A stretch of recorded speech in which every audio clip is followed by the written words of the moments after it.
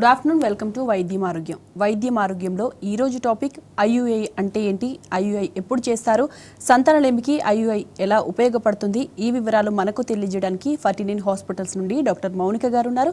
మరి వారిని అడిగి మరిన్ని వివరాలు తెలుసుకుందాం. నమస్తే అండి, వెల్కమ్ టు స్టూడియో. డాక్టర్ గారు, మొదటగా సంతానలేమి దంపతులు మెడికల్ హెల్ప్ కోసం ఎప్పుడు సంప్రదించాలంటారు మిమ్మల్ని? వైఫ్ అండ్ హస్బెండ్ ఇద్దరిలో వైఫ్ ఏజ్ మోర్ ఇంపార్టెంట్ అండి. సో లెస్ దెన్ 35 years ఉన్నప్పుడు లేడీ ఒక 1 year వరకు ట్రై చేసిన తర్వాత కూడా సంతానం కలగలేదు అంటే అప్పుడు అప్రోచ్ అవ్వమని చెప్తాం. అదే ఒక లేడీ ఏజ్ 35 years కంటే ఎక్కువ ఉంది అంటే తనలో ఎగ్ రిజర్వ్ ఏదైతే ఉందో ఎగ్స్ తక్కువ అవుతూ పోతాయి కాబట్టి విత్ ఇంక్రీజింగ్ ఏజ్ ఈ డిక్లైన్ అనేది 35+లో ఇంకా కూడా ఫాస్ట్గా జరుగుతుంది. సో వీళ్ళలో ఒక 6 months వరకే ట్రై చేసి అప్రోచ్ అవ్వమంటాం. కానీ ఇవన్నీ కూడా ఎప్పుడు అంటే లేడీకి రెగ్యులర్గా సైకిల్స్ అవుతూ ఉండాలి, హస్బెండ్కి ఎటువంటి సెక్షువల్ డిస్ఫంక్షన్ అంటే పెనైల్ ఎరెక్షన్లో కానీ ఎజాక్యులేషన్లో కానీ ప్రాబ్లమ్స్ లేకుండా రెగ్యులర్గా అన్ప్రొటెక్టెడ్ ఇంటర్కోర్స్ చేస్తూ రావట్లేదు అన్నప్పుడు ఇంతవరకు. బట్ ఒకవేళ లేడీలో ఇర్రెగ్యులర్ సైకిల్స్ ఉన్నాయి, ఏదైనా సిగ్నిఫికెంట్ హిస్టరీ ఉంది, లేదా సెక్షువల్ ఇంటర్కోర్స్లో ఎనీ ట్రబుల్స్ ఉన్నాయి అంటే డెఫినెట్గా వాళ్ళు అప్రోచ్ అవ్వాలి ఇంకా ఎర్లీగానే. ఓకే, ఈ ఐయుఐ అంటే ఏంటి, దాని గురించి ఒకసారి ఎక్స్ప్లెయిన్ చేయండి. సో ఐయుఐ అంటే ఇంట్రాయూట్రైన్ ఇన్సెమినేషన్ లేదా ఆర్టిఫిషియల్ ఇన్సెమినేషన్ అండి. IUI is different from IVF. IVF అనేది టెస్ట్ ట్యూబ్ బేబీ పద్ధతి. ఐయుఐలో ఏం చేస్తాము అంటే లేడీలో ఎగ్ విడుదలైంది అని మనం స్కాన్లో చూసుకున్నప్పుడు సమ్వేర్ అరౌండ్ మిడ్ సైకిల్ అంటే 15th day లేదా 16th day అరౌండ్ దేర్ ఆ రోజు హస్బెండ్ కూడా సెంటర్లోనే కణాలు అనేది శాంపిల్ ప్రొవైడ్ చేయాల్సి ఉంటుంది. ఈ కణాల శాంపిల్ మనం ప్రాసెస్ చేసి మొటైల్ ఫ్రాక్షన్ అంటే కదలిక ఉండే కణాలను సపరేట్ చేసి లేడీ గర్భసంచిలో మేమే డైరెక్ట్గా ఎక్కిస్తాం. దీన్ని ఐయుఐ అంటాం. రైట్ అండి, కాల్ తీసుకుందాం. హైదరాబాద్ నుండి రాజేష్ గారు, నమస్తే అండి. హలో, మాట్లాడండి. డాక్టర్ గారు ఉన్నారు, మీ డౌట్ ఏంటో అడగండి. హలో, నా పేరు రాజేష్ అండి. నా వైఫ్ ఏజ్ 32, తను డయాబెటిక్ ఉంది. ఇప్పటికి 2 IUs అయిపోయాయి. ఫిస్ట్ ఉందంటున్నారు. ఇప్పుడు ఎలా అండి, నెక్స్ట్ ఐఐ చేయించుకోవచ్చా, ఐవీఎఫ్కి వెళ్ళొచ్చా?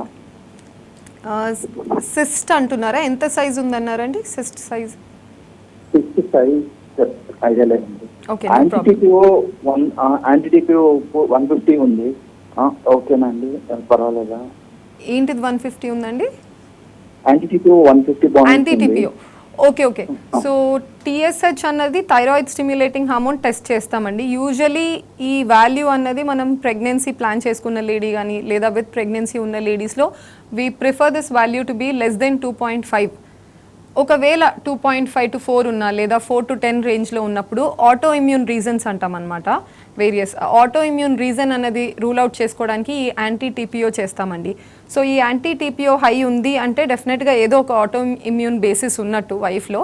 థైరాయిడ్ టీఎస్హెచ్ లెవెల్స్ని విత్ థైరాక్సిన్ హార్మోన్ మెడికేషన్తో మీరు కంట్రోల్ చేయగలిగితే ప్రాబ్లం లేదు. కమింగ్ టు ఈ ఐయుఐ పార్ట్, మీకు 2 cycles ఐయుఐ అయ్యాయండి. వైఫ్ ఏజ్ 32 years అన్నారు. యాజ్ లాంగ్ యాజ్ తన రిజర్వ్ బాగానే ఉంది, మీ కణాల కౌంట్ అదంతా బాగానే ఉంది అంటే you can try 1 more cycle IUI అండి. 3 cycles తర్వాత కూడా మీకు రిజల్ట్ దొరకట్లేదు అంటే అప్పుడు మీరు ఆలోచించాలి. We have to again see ఏం ప్రాబ్లం, ఎందుకు ఇలా ఫెయిల్ అవుతుంది అనేది. కొంతమంది లాపరోస్కోపీకి వెళ్తారండి to see tube ovary relation correct ఉందా లేదా అనేది చూసుకోవడానికి. లేదు బైపాస్ చేసుకొని we can go to IVF, ఎక్కడైతే మనకు ఐయుఐ కంటే almost 5-6 times better success rates ఉంటాయి.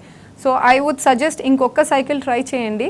లేదు దాంట్లో కూడా ఫలితం దొరకట్లేదు అంటే maybe you can move to IVF then.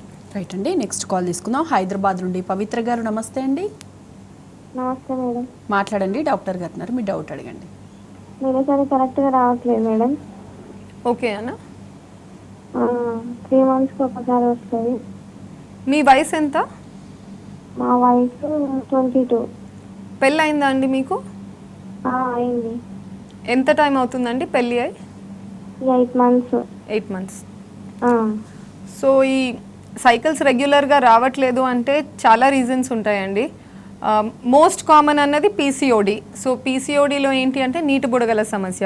మన పీసీఓడి ప్రాబ్లంలో ఏమవుతుందంటే ఇక్కడ ప్రాపర్గా మనకు ఎగ్ అన్నది డెవలప్ కాదు సొంతంగా. సో రిలీజ్ అవ్వదు, మనకు రావాల్సిన హార్మోన్ కూడా ప్రొడ్యూస్ కాదు. కాబట్టి ఇట్లా సైకిల్స్ ఎర్రాటిక్గా వస్తాయి. ఇలా వచ్చినప్పుడు మీరు ప్రెగ్నెన్సీ ప్లాన్ చేయడం కూడా కష్టం అవుతుంది. ఎందుకంటే 2 అన్సర్టనిటీస్ అండి. ఒకటి వచ్చేసి ఎగ్ పెరుగుతుందా లేదా తెలీదు, విడుదల అవుతుందా లేదా తెలీదు. సెకండ్ ఏంటి అంటే ఒకవేళ అవుతుంది అంటే ఎప్పుడు జరుగుతుంది, ఫస్ట్ మంత్లో 15th డేలో అవుతుందా లేదా నెక్స్ట్ మంత్ బిగినింగ్ పార్ట్లో అవుతుందా, మనకు తెలియదు అసలు అవుతుందా లేదా అనేది. సో నెక్స్ట్ ఏంటి అంటే ఇదొక్కటే రీజనా, చాలా రీజన్స్ ఉంటాయండి. పీసీఓడి అయి ఉండొచ్చు, థైరాయిడ్ సమస్య ఉండొచ్చు, ప్రొలాక్టిన్ అని ఇంకొక హార్మోన్ ఉంటుంది, దాంట్లో అబ్నార్మాలిటీస్ ఉన్నా కూడా సైకిల్స్ ఇర్రెగ్యులర్ ఉంటాయి. సో ఎవరైనా ఇన్ఫర్టిలిటీ స్పెషలిస్ట్ ఎవరినైనా మీరు కన్సల్ట్ అయితే అట్లీస్ట్ ప్రిలిమినరీ ఇన్వెస్టిగేషన్స్ ఏమైనా బ్లడ్ టెస్ట్ చేసుకొని ఏదో ఒకటి రూల్ అవుట్ చేసుకుంటారు, దానికి తగ్గట్టు ట్రీట్మెంట్ పెడతారు. అవసరం ఉంటే జస్ట్ ఓరల్ మెడికేషన్స్ కొన్ని ట్యాబ్లెట్స్తో కూడా మీకు ఒక ఎగ్ జనరేట్ అయ్యేలా చూసుకొని కరెక్ట్ బెస్ట్ ఫర్టైల్ డేస్ ఏవైతే ఉన్నాయో మీకు ఎక్స్ప్లెయిన్ చేస్తారు to maximise chances of pregnancy. Right అండి, నెక్స్ట్ కాల్ తీసుకుందాం. తిరుపతి నుండి శాంతి గారు, నమస్తే అండి. మీ డౌట్ ఏంటో అడగండి. నమస్తే మేడం. నమస్తే శాంతి గారు, చెప్పండి. మ్యారేజ్ అయ్యి 8 months అవుతుంది. మా హస్బెండ్ ఎక్కువ ఆల్కహాల్ తీసుకుంటారు అనమాట, స్మోకింగ్, ఆల్కహాల్. అది నేను ఆయనకి అది చెప్తున్నా వినడం లేదు. మళ్ళీ ప్రెగ్నెన్సీ కన్ఫామ్ అవ్వలేదు, ఆయనే అడుగుతున్నారు మేడం. ఓకే, ఏమైనా టెస్ట్స్ జరిగాయా అండి మీ ఇద్దరికి? ఏం లేదు మేడం, ఇంకా అయితే ఏం తీసుకోలేదు. ఓకే, ఇలా 8 monthsకి కూడా రావట్లేదు, మీకు రెగ్యులర్గా సైకిల్స్ వస్తున్నాయి, కానీ కన్సర్న్ ఉంది మీకు husband alcohol consumption and smoking బాగా చేస్తారు అని చెప్పి.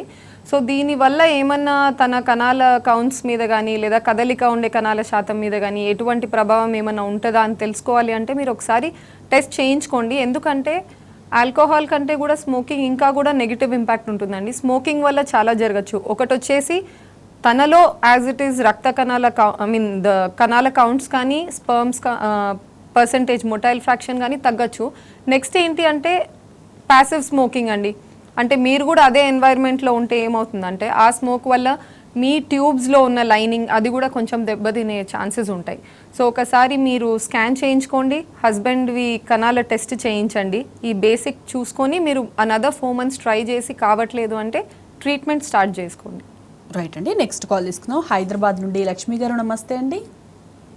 నమస్తే మేడం. మాట్లాడండి, డాక్టర్ గారు ఉన్నారు, మీ డౌట్ అడగండి. హలో, నమస్తే మేడం. నమస్తే అండి, చెప్పండి. మేడం, యాక్చువల్గా నాకు October 30కి పీరియడ్ ఆగిపోయింది మేడం. ఓకే అండి, నేను మొన్న హాస్పిటల్ అయితే స్కానింగ్ చేశారు నాకు. సో ఉమ్మ నీరు సంచి ఒకటే కనిపించింది, బేబీ కనిపించట్లేదు అంటున్నారు. October 30కి లాస్ట్ పీరియడ్ అయింది అంటున్నారా? September 30కి లాస్ట్ పీరియడ్ కూడా, October 30కి పీరియడ్ మిస్ అయిపోయింది. Okay, so September 30 last period అంటే మీకు ఆల్మోస్ట్ అక్టోబర్, నవంబర్, డిసెంబర్ ఇప్పటికి ఆల్మోస్ట్ 8 weeks ప్లస్లో ఉన్నారండి. ఐడియలీ 5 weeks దగ్గర 5 weeks 4 days అలా ఆ టైంలో చేసినప్పుడు ఓన్లీ శాక్ కనపడుతుంది. 6 weeks plus almost 6 weeks 5 days దగ్గర ఇంచుమించు బేబీ కనపడుతుంది అండ్ బేబీ హార్ట్ బీట్ కూడా వచ్చేయాలండి. లేదు రాలేదు అంటే 1 week తర్వాత మళ్ళీ రిపీట్ చేసి చూడమంటాం. మీ సినారియోలో ఆల్మోస్ట్ 8 weeks అవుతుంది. మీకు రెగ్యులర్ సైకిల్స్ అయినా? రెగ్యులర్ సైకిల్ మేడం నాకు. అయితే కొన్నిసార్లు ఏమవుతుందంటే నాన్న, ఇప్పుడు మీరు ఆల్మోస్ట్ 8 weeks దగ్గర చూస్తున్నారు, ఇంకా కూడా లేదు అంటే ఇది బ్లైటెడ్ ఓవమ్ అయి ఉండొచ్చు. బ్లైటెడ్ ఓవమ్ అంటే ఏంటి అంటే శాక్ వస్తుంది కానీ మేబీ ఎంబ్రియోలో అంత కాంపిటెన్సీ లేదు కాబట్టి ప్రెగ్నెన్సీ మనకు ప్రోగ్రెస్ కావట్లేదు, అది అక్కడనే అరెస్ట్ అయిపోయి ఉంటుంది. లేదు స్టిల్ మీకు డౌట్ ఉంది అంటే ఒక 1 week తర్వాత చూసుకోండి, అప్పుడు కూడా మీకు స్టిల్ శాక్ మాత్రమే కనపడుతుంది అంటే మాత్రము కొన్ని పిల్స్ ఇస్తారు ద డాక్టర్, సో దట్ ఆ శాక్ కూడా మీకు కంప్లీట్గా క్లీన్ అయిపోవడానికి. You can wait for a week and then get a scan repeat అండి మళ్ళీ. రైట్ అండి, కాల్ తీసుకుందాం. హైదరాబాద్ నుండి సరిత గారు, నమస్తే అండి. నమస్తే మేడం, గుడ్ ఆఫ్టర్నూన్. నమస్తే అండి, చెప్పండి. మేడం, నా ఏజ్ వచ్చి 34, 33 కంప్లీటెడ్, 34 1-2 months అవుతుంది. సో నాకు ఆల్రెడీ 1 baby గర్ల్ ఉంది. Her age is 4.5 years. So I want to plan for second baby. It's right time అంటే ఏజ్ 34 కదా, నో ఇష్యూస్. డెలివరీ ఎలా అయిందని? నార్మల్గానా సిజేరియనా? నార్మల్ డెలివరీ అండి. Okay, age wise 34 is all right నానా. I think I would say majority of the doctors are now conceiving at 34. So age అంత issue కాదు, less than 35 is okay. 35 plus వెళ్ళినప్పుడు ఏమవుతుందంటే కొంచెము ఫిట్నెస్ కోసం అడుగుతాం అనమాట నియరింగ్ 40 దగ్గర. అంటే డయాబెటీస్ ఆల్రెడీ ఏమన్నా ఉందా, బీపీ ఉందా, హార్ట్ కండిషన్ ఎలా ఉంది, 2D ఎకో అలా చేసుకొని. But at 34 years I don't think it should be a problem. మీరు హ్యాపీగా ఫోలిక్ యాసిడ్ అయితే స్టార్ట్ చేసుకోండి 1 month before you start planning అనమాట. ఎందుకంటే ఫోలిక్ యాసిడ్ టాబ్లెట్స్ వల్ల బేబీ బ్రెయిన్ డెవలప్మెంట్లో ఇంప్రూవ్మెంట్ ఉంటుంది అండ్ ఆల్సో 70% దాకా ఎనీ కైండ్ ఆఫ్ డిఫెక్ట్స్ ఏమైనా వచ్చే ఛాన్సెస్ ఉంటే అది అవాయిడ్ చేస్తుంది. సో ఫోలిక్ యాసిడ్ స్టార్ట్ చేసుకోండి and you can happily plan for a second pregnancy. Next call తీసుకుందామండి. హైదరాబాద్ నుండి రాజేశ్వరి గారు, నమస్తే అండి. చెప్పండి. మాట్లాడండి, మీ డౌట్ ఏంటో అడగండి. డాక్టర్ గారు ఉన్నారు, వింటున్నారు. Hello madam. హలో అండి. ఇది నాకు మ్యారేజ్ అయ్యి 6 years అవుతుంది. నాకు పీసీఓడి ప్రాబ్లం ఉంది. పీసీఓడి వల్ల పిల్లలు రావట్లేదు, అందుకని ఐవీఎఫ్ చేయించుకుంటున్నాం. అయితే ఐవీఎఫ్ ఎంబ్రియో ఫామ్ అయింది, బ్లాస్టోసిస్ట్. ఎండోమెట్రియం ఎందుకు పెరగట్లేదు అసలు రీజన్స్ ఏంటి? సో ఒక్క బ్లాస్టోసిస్ట్ వచ్చిందా అండి మీకు? మూడు వచ్చాయి. Grade 1 and 2. ఓకే. సో మామూలుగా పీసీఓడి కేసెస్లో ఏమవుతుందంటే మనకు చాలా ఎగ్స్ వస్తాయండి. సో అలా మెనీ ఎగ్స్ వచ్చినప్పుడు నార్మల్ కంటే మనకు ఓవరీ సైజెస్ అనేవి బాగా పెరిగి ఉంటాయి అన్నమాట. సో ఇమీడియట్గా అదే మంత్ అయితే మనం ట్రాన్స్ఫర్ చేయడానికి ప్రిఫర్ చేయం. ఈ కేసెస్లో ఏం చేస్తామంటే ఎంబ్రియోని ఫ్రీజ్ చేసి పెట్టుకుంటాము. నెక్స్ట్ సైకిల్లో మనం ఎప్పుడైతే ఓవరీ సైజెస్ అన్నీ కూడా నార్మల్ సైజెస్కి రెస్టోర్ అయిన తర్వాత లైనింగ్ పెరగడానికి చూస్తామన్నమాట. ఈ లైనింగ్ ప్రిపరేషన్ ఫేజెస్ అన్నవి మనకు 2 మెథడ్స్ ఉంటాయండి. ఒకటి, చాలా మెథడ్స్ ఉంటాయి. న్యాచురల్గా చేయొచ్చు, లేదా ఒక ఎగ్ని పెంచుతూ ఆ ఎగ్ నుంచి వచ్చే హార్మోన్ వల్ల లైనింగ్ ప్రిపేర్ చేయొచ్చు, లేదా చాలామంది ప్రిఫర్ చేసేది హార్మోన్ రిప్లేస్మెంట్ థెరపీ అంటాం, హెచ్ఆర్టీ ఎఫ్ఈటీ సైకిల్స్ అని. సో ఇక్కడ మేమే ఒక ఎగ్ పెరగనీయకుండా మేమే బయట నుంచి ట్యాబ్లెట్స్ని, estrogen in the form of estradiol valerate అని ట్యాబ్లెట్స్తో ఇస్తూ ఉంటాం. కొంతమంది పీసీఓడి కేసెస్ కానీ లేదా in any case sometimes response రాకపోవచ్చు. రీజన్స్ చాలా ఉంటాయండి. కొంతమందికి యూట్రస్లో క్రానిక్ ఇన్ఫెక్షన్స్ వల్ల ఉండొచ్చు, ఇంకొంతమందికి సైలెంట్గా ట్యూబర్క్యులోసిస్ ఉండి దానివల్ల లైనింగ్ రాకపోవచ్చు. థర్డ్ వచ్చేసి కొంతమందిలో అడినోమయోసిస్ అంటాం, అంటే గర్భసంచిలో ఉన్న లైనింగ్ గోడలో కూర్చొని ఉంటుంది కాబట్టి అది కూడా, అటువంటి యూట్రస్ కూడా ఫస్ట్ ఆఫ్ ఆల్ లైనింగ్ పెరగనీయదు అండ్ వచ్చినా కూడా ప్యాటర్న్ సరిగా ఉండదు. అంటే మంచి 3 lines pattern, trilaminar pattern is what we prefer. So రావట్లేదు అన్నప్పుడు ఏం చేయాలి అంటే మేబీ ప్రోటోకాల్ చేంజ్ చేయడం, లేదా ఉన్న డ్రగ్స్లో కొంచెం డోసెస్ ఆగ్మెంట్ చేయడము. అండ్ ఫ్రమ్ యువర్ సైడ్ మీరు ఏం చేయొచ్చు అంటే డెఫినెట్గా యోగా కానీ సర్టన్ ఎక్సర్సైజెస్ ఉంటాయండి టు ఇంప్రూవ్ యూట్రస్కి blood circulation. In your weight ఏమన్నా 1 or 2 kgs తగ్గించగలిగినా, లేదా యోగా లాంటివి ఎక్సర్సైజెస్ ఏమన్నా ఇన్కార్పొరేట్ చేసుకున్నా మీ రొటీన్లో డెఫినెట్ హెల్ప్ అవుతుంది. రైట్ అండి. ఈ ఐయుఐలో వచ్చిన సరికొత్త మార్పులు ఏంటి? ఐయుఐ అనేది ఎవరికి చేస్తారో, ఎప్పుడు చేస్తారు, దాని గురించి కూడా ఎక్స్ప్లెయిన్ చేయండి. సో ఐయుఐ అన్నది it's been there from long time అండి. యాక్చువల్లీ ఇవాల్వ్ అయింది అనమాట over the year.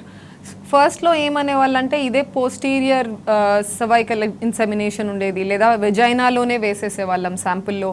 Then slowly ultrasound guidance add చేశారు. ఇంతకుముందు బ్లైండ్గా చేసేవాళ్ళు. అప్పుడు చేసేటప్పుడు మేబీ అప్పుడు కూడా ఇప్పుడు బ్లైండ్ చేసినా అండర్ అల్ట్రాసౌండ్ గైడెన్స్ చేసినా కూడా మనకి ఈక్వల్ రిజల్ట్స్ ఉన్నాయి. కానీ but when there is an ultrasound facility available, ultrasound గైడెన్స్లో ఐయుఐ చేయడానికి మేము ఇప్పుడు ప్రిఫర్ చేస్తాము. ఐయుఐ ఇండికేషన్స్ ఎవరెవరు చేయొచ్చు అంటే, ఒకటి వచ్చేసి మేల్లో, హస్బెండ్లో ఏదైనా స్లైట్గా సబ్ఫర్టిలిటీ, అంటే కౌంట్స్ కొంచెం తక్కువ ఉండడం, లేదా కణాల కదలిక కొంచెం తక్కువగా ఉండడం ఉన్న కేసెస్లో ఈ ఐయుఐ కొంచెం హెల్ప్ చేస్తుంది.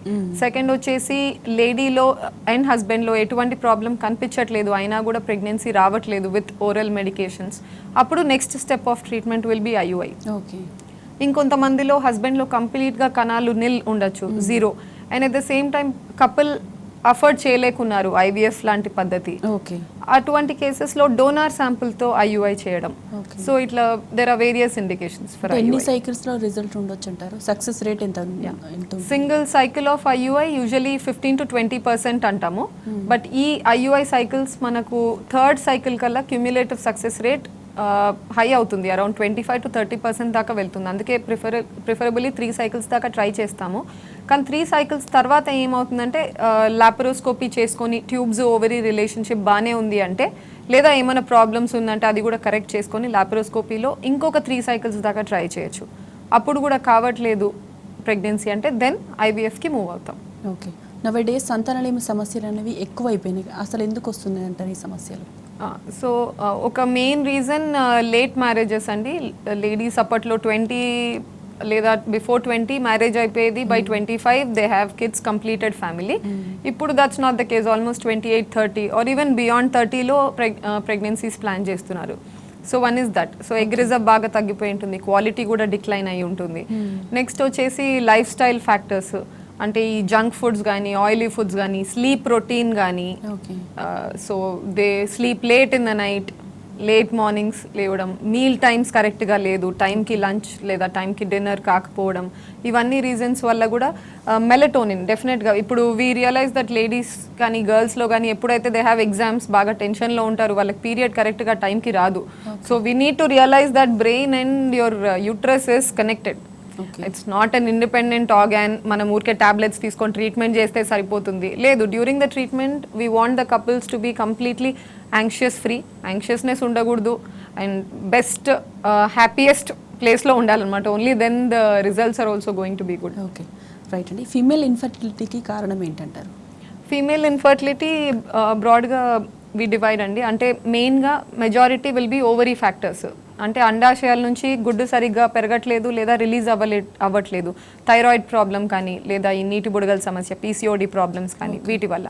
నెక్స్ట్ కమింగ్ టు ట్యూబ్స్ వచ్చేసి అసలు ట్యూబ్స్లో ఫంక్షన్ ఎలా ఉంది, దాని లైనింగ్ ఎలా ఉంది, బ్లాక్స్ ఏమన్నా ఉన్నాయా, సో ఇన్ఫెక్షన్స్ ప్రాబ్లం ఉండొచ్చు, లేదా ఇంతకుముందు ట్యూబ్లో ప్రెగ్నెన్సీ రావడం వల్ల ట్యూబ్ తీసేసి so absence of one tube. These are tubal factors. Next uterus, ఎక్కడైతే పిండం అతుక్కోవాలో, యూట్రస్లో ఫైబ్రాయిడ్స్ ఉన్నాయా, అడినోమయోసిస్ ఉన్నాయా, లేదా పుట్టుకతోనే ఏదన్నా అడ్డుగోడ సెప్టమ్ లాంటిది ఏమన్నా ఉందా. So these are uterine factors, tubal factors, ovary factor. ఇవన్నీ బియాండ్ కూడా కొన్ని ఫ్యాక్టర్స్ ఉంటాయి, అవి అన్ఎక్స్ప్లెయిన్డ్లో వస్తాయి అనమాట. అన్ఎక్స్ప్లెయిన్డ్ ఏంటి అంటే ఎగ్ క్వాలిటీ మనం అసర్టైన్ చేయలేం 100%. ట్యూబ్ ఫంక్షన్, మూమెంట్ ఎలా ఉంది, జస్ట్ ఓపెన్ ఉందా లేదా మనం చూసుకోగలం, కానీ దానిలో లైనింగ్ ఎలా ఉంది మైక్రోస్కోపిక్ లెవెల్లో, ట్యూబ్ మూమెంట్స్ ఎలా ఉన్నాయి, ఇవన్నీ కూడా they are coming under unexplained infertility. పురుషుల్లో ఎలా ఉంటుందంటారు? ఇన్ మెన్ మెయిన్గా preliminary test semen analysis. So దాంట్లో కౌంట్స్ కానీ మొటిలిటీ ఫ్రాక్షన్ కానీ తక్కువ అయితే కొంచెం డీటెయిల్గా చూసుకుంటాం.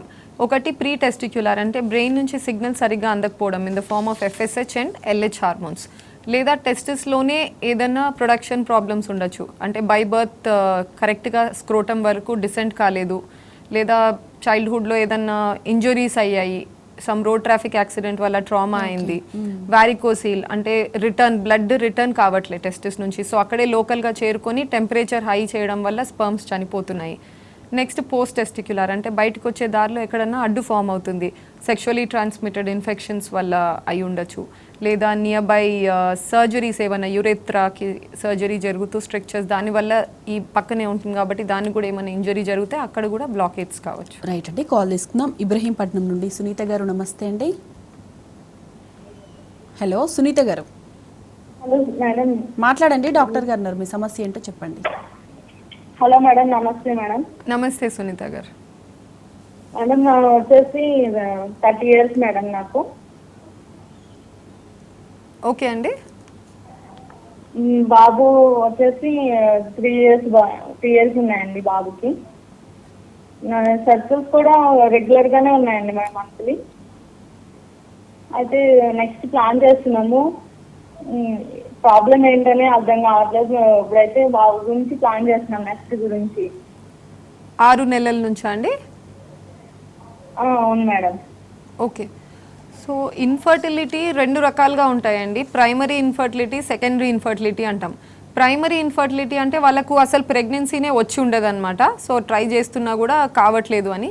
సెకండరీ ఇన్ఫర్టిలిటీ అంటే ఏంటంటే ఏదో ఒక ప్రెగ్నెన్సీ వచ్చింది, అది అబార్షన్లో ఎండ్ అయి ఉండొచ్చు, లేదా మీలాగా హ్యాపీగా ప్రోగ్రెస్ అయ్యి మంచిగా దెస్ అ కిడ్ అలా కూడా ఉండొచ్చు, కానీ నెక్స్ట్ ప్రెగ్నెన్సీ రావడం ప్రాబ్లం అవుతుంది. ఇలా సెకండరీ ఇన్ఫర్టిలిటీ ఉన్న వాళ్ళలో మళ్ళీ టెస్ట్స్ అన్నవి సిమిలర్ ఉంటాయి, ఎందుకంటే ట్యూబ్స్లో ఏమైనా ఇన్ఫెక్షన్, ఈ ఇంటర్వీనింగ్ పీరియడ్లో ఇన్ఫెక్షన్ ఏదైనా అయి ఉంటే బ్లాక్స్ ఏమైనా క్రియేట్ అయ్యాయా అన్నవి చూస్తారు. అదర్వైజ్ సైకిల్స్ రెగ్యులర్గా ఉన్నాయి అంటున్నారు కాబట్టి ఎగ్ రిలీజ్ అవుతుంది.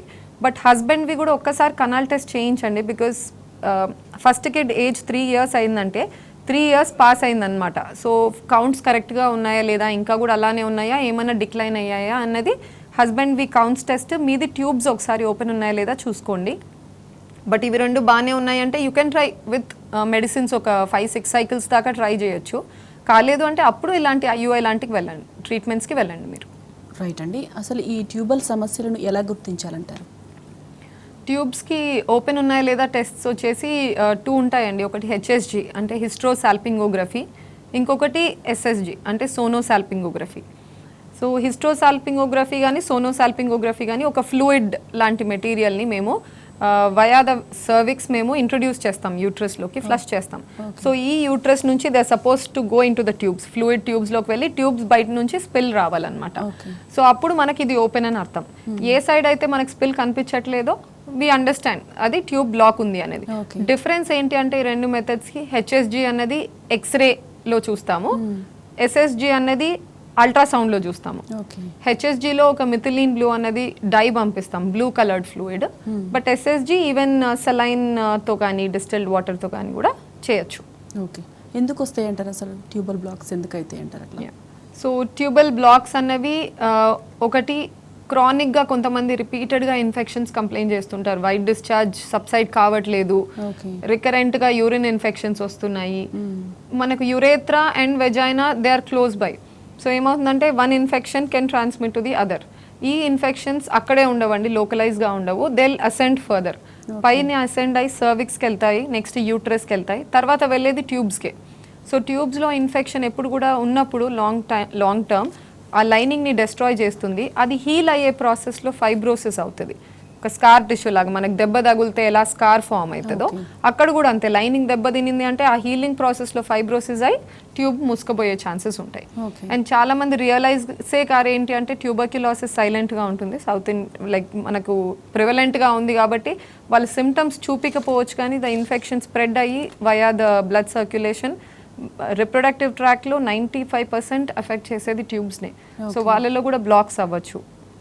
రైట్ అండి, ఈ వన్ సైడ్ ట్యూబ్ బ్లాక్ ఉంటే పిల్లలు పుట్టరు అనేది వింటుంటాం, అది ఎంతవరకు నిజం అంటారు?